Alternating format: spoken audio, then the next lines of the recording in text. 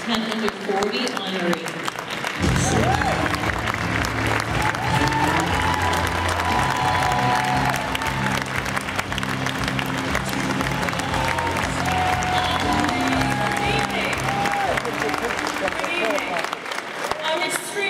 To have been included as one of the 10 under 40, and I'd like to thank the American Conservative Union for this distinction. Each of us has our own unique story of how we came to be a conservative and how we became passionate conservative activists, and I'm honored to be able to have the opportunity to share mine with you this evening. I didn't grow up in a political home. I actually became a conservative when I was a college student at the University of Illinois. Now, I recognize that college is not the place where most people become conservatives, but I was studying political science and American history, and I had the opportunity to study our nation's foundational documents for myself: the Constitution, the Declaration of Independence, the Federalist Papers. And I began to compare our country and our freedoms with countries where the government has more centralized power. And it quickly became apparent to me that those countries where government is centralized power, they are less prosperous, and the people's civil liberties are not protected. And in countries like ours, where we have limited government, the country is more prosperous economically, and people's civil liberties are respected. And I began to marvel at the genius of our Constitution. I wasn't seeking to find a political philosophy, but all of a sudden I realized I had one. I was a conservative, a constitutional conservative.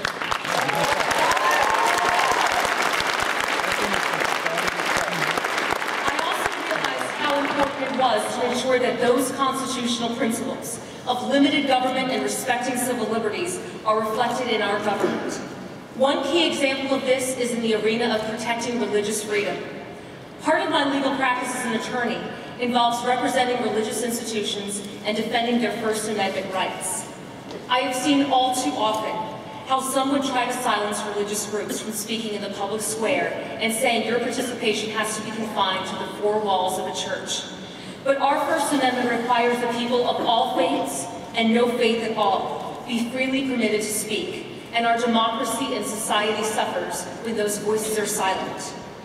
I've also seen firsthand the positive role that faith-based groups can have in society. And I've seen this in the work that I've done in prison ministry. I've been involved in prison ministry for the past 2 years, and I serve on the board of directors of the late Chuck Colson's Prison Fellowship Ministries.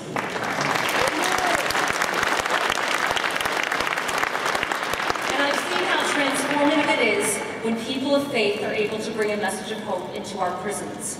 I remember one experience in particular. I was asked to speak in a women's prison, and I was invited to speak in the segregated housing unit. Women there are incarcerated 23 out of every 24 hours of the day.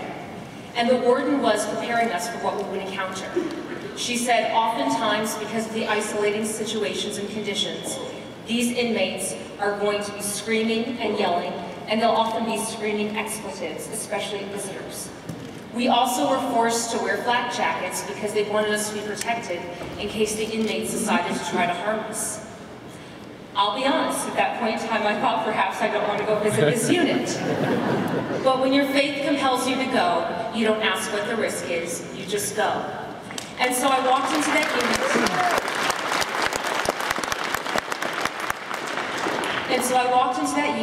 I was given the microphone, and I shared the very simple, powerful message of God's love and redemption. Amen. And during the entire course of this program, they were silent.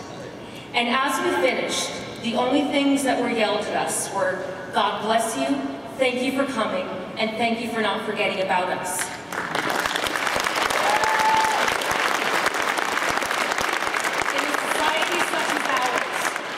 We understand that with a limited government, it's not the role of government to impose religion. But by the same token, we know that government must not interfere with the free exercise thereof, and it must not prevent a message of light from being brought into dark places like our country's prisons.